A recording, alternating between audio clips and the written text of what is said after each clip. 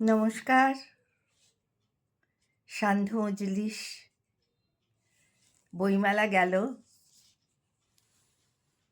Red carpet আমার নতুন বই, সেখান থেকেই একটা ছোট্ট গল্প, খুব ছোট আবার না, একবারে হবে না। পৃথিবী পাল্টে যায়। রানু পুতুল খেলায় মত্ত, ভাই বোন পাড়াপড়শি বন্ধুদের নিয়ে। রানুর বয়স 14 কি 15 হবে। নির্মলা দেবী, রানুর মা, সমানে চিৎকার করে যাচ্ছেন, রানু, রানু, এখনো পুতুল খেলস? তরে আজ দেখতে আইব বরের বাড়ির লোকেরা। দত্ত বাড়িতে আজকে উৎসব। কিসের উৎসব? না, বড় মেয়ের দেখাশোনা। কলকাতা থেকে আসবে বর, বরের বাবা, বরের বন্ধু। ওরে বাবারে, এলাহি ব্যাপার। রানু খেলে যাচ্ছে। বিয়ের ও কি জানে? এতদিন মাটির পুতুলের বিয়ে দিয়েছে, চাল ভিজিয়ে ভাত, হলুদ গুলের ডাল, বড় বড় পাতা কেটে মাছ, ছোট মাটির গোলা পাকিয়ে মিষ্টি। পুতুলের বিয়ের পর গোল হয়ে বসে ছোট ছোট কচু পাতার থালায় মিছিমিছি খাওয়া। তারপর অষ্টমঙ্গলায় মেয়ে আসবে জোরে, নির্মলা বানিয়ে দেয় লুচি তরকারি, সব আনন্দ করে খায়। শিশুকাল কাটে প্রকৃতির কোলে। শিলং শহর, পাহাড়, লেক, ফল ফুলে ভরা গাছ আর প্রকৃতি অপরূপ রূপের ভাণ্ডার। ওইখানেই পাহাড়ের কোলে স্কুলে পড়ে ভাই বোনেরা। রানু পড়ে ক্লাস 7-এ। পাহাড়ি লালিত্যে ভরা তার চেহারা, ছোটোখাটো দেখতে। বাড়িতে রানুদের মধ্যেও বিষাদ। রানুর ছোটদা কলকাতায় গেছে ছেলের খোঁজখবর নিতে। তিনি ফিরেছেন, এসে ব্যাগপত্তর বিছানায় ছুঁড়ে ফেলে লম্বা হয়ে শুয়ে পড়লেন। নির্মলা দেবী প্রশ্ন করলেন, কিরে, ক্লান্ত লাগে? এত দূর থেকে আসছস, একটু জিরা। কেমন দেখলি ক? মা, রানুর বিয়ার পাখা কথা দিয়া দিছ তোমরা? কেন, কি কস? ও তো বড় বংশ।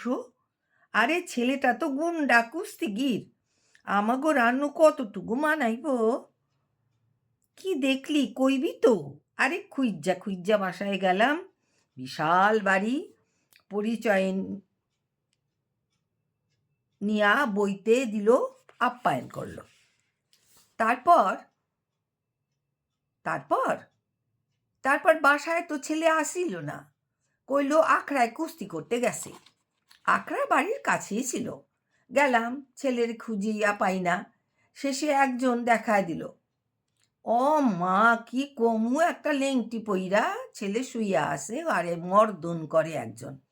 রানু চেহারা খান ভাইসা উঠল। আরে তো একটা গুন্ডা। আমার পরিচয় পাইয়া শেষে জামাটা পরল। দেখতে ভালো মা, লম্বা চওড়া। তোমরা কথা দিয়া দিস? আরেকবার ভাবন লাগবো। না, তোর বাবা কথা দিছে, কুলীন বংশ, সরকারি চাকরি করে। দেখো তোমরা কি করবা ভাবো। ওরা তো কাল বাদ পরশুই আইতাছে। বনেদি বংশ বটে, যেমন চেহারা তেমন সাজগোজ। বরের ভগ্নিপতি, বাবা, জ্যাঠামশাই এসেছেন, যেন আজই বিয়ে। এক এক ভাই এক এক দায়িত্ব নিয়েছে। আপ্যায়নের কোনো ত্রুটি নেই। বাড়ির মেয়ে বউরা পাকশালে ব্যস্ত। রানুর খেলা বন্ধ। দু চোখ মেলে দেখছে সব কাণ্ড কারখানা। একটা পিতলের গামলায় মাখা হচ্ছে ময়দা, আসল ঘিয়ের গন্ধে ভরপুর চারিদিক। ভিয়েনে বসেছে একধারে, তাতে তৈরি করা হচ্ছে রসগোল্লা। পাহাড় প্রমাণ ফুলকপি ও আলু কাটা হয়েছে। এক বৌদি হামাম দিস্তায় মশলা কুটছে, কেউ শিল ধরে বসে আছে। নির্মলা দেবী লাল পেরে শাড়ি পরে তদারকিতে ব্যস্ত। রানু পরেছে মেজ বৌদির বিয়ের শাড়ি। চুল বাঁধতে কাটা ক্লিপ নিয়ে বসেছে বৌদি। আহা, করো কি মেজ বৌমা? চুল বাঁধবা নাকি? হ্যাঁ মা, ওর এত চুল। না সোনা, চুলখান খোলাই রাখো। তারা মাইয়া চুল দেখবো না?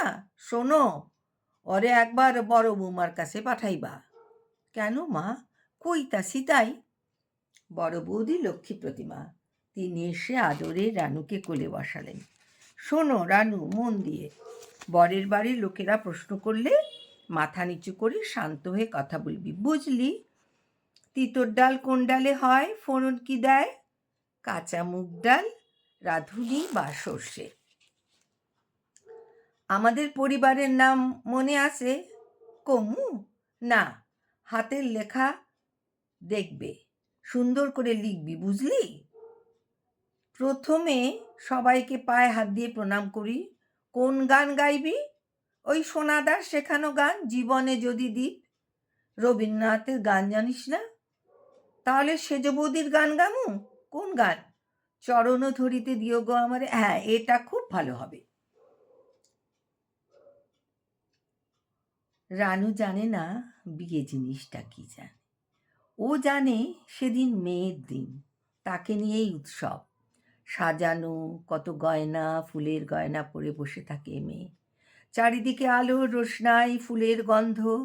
বর আসে টোপর মাথায় দিয়ে, সবাই বর দেখতে ছোটে, আর মেয়েটি কত স্বপ্ন দেখে। যে জটিল আবর্তে পড়তে যাচ্ছে সেটা তার কল্পনায় আসে না। বন্ধুদের মধ্যে রানুরই প্রথম বিয়ে হচ্ছে, তাই অত পাকাপোক্তও নয় সে। এখনও সে পড়াশোনা, সেলাই বোনা, মা বাবার আদরে বড় হয়েছে। ওকে বৌদিরা কত কি যে বোঝাচ্ছে, ও অবাক হয়ে শুনছে, কোনো প্রশ্ন করছে না। এদিকে পাশের বড় ঘরে বরকর্তারা বসেছেন টেবিলে। পাথরের থালা, পাথরের বাটি, পাথরের গ্লাস। নকশা করা টেবিলের মাঝখানটা মার্বেল পাথর, সাদা। প্রথমে বড় বড় বাটিতে তরকারি, ছোলার ডাল, পায়েস, মিষ্টি সাজানো। এবার লুচি ভাজা শুরু হলো। প্রত্যেকের পাতে 8টা করে লুচি দিয়ে ফিরে আস্তে আস্তে আবার লুচির চাহিদা। এদিকে বৌঝিরা বেলে উঠতে পারছে না, ছোট মামা বসে গেল বেলতে। রাক্ষস আইসে সব, মাইয়া দেখতে আইসা এমন খায়। তোমাগো কতগুলো হয়েছে? 20টার মতন। দাও 5 খান কইরা পাতে পড়বো। রান্না যা হয়েছে না, খিদে পেরে গেছে। আপনাদের জোগাড় আছে তো? হ্যাঁ হ্যাঁ, ভাজতে বলি, পায়েস দিয়ে জমে যাবে। পায়েসের সঙ্গে আরও 4-5টা লুচি, আহা অপূর্ব মিষ্টি। আর আছে কি? হ্যাঁ হ্যাঁ হ্যাঁ, অবশ্যই অবশ্যই। রসগোল্লার হাঁড়িটা টেবিলে বসিয়ে দিন, আমরা নিয়ে নেব। খেয়ে দিয়ে তৃপ্ত হয়ে শেষে পানের খোঁজে। বৌদিরা বসলো পান নিয়ে। টবক দেওয়া পান খেয়ে বড় কথা বললেন, এবারে মেয়েকে আনতে পারেন। নমস্কার, আজ এইটুকুই।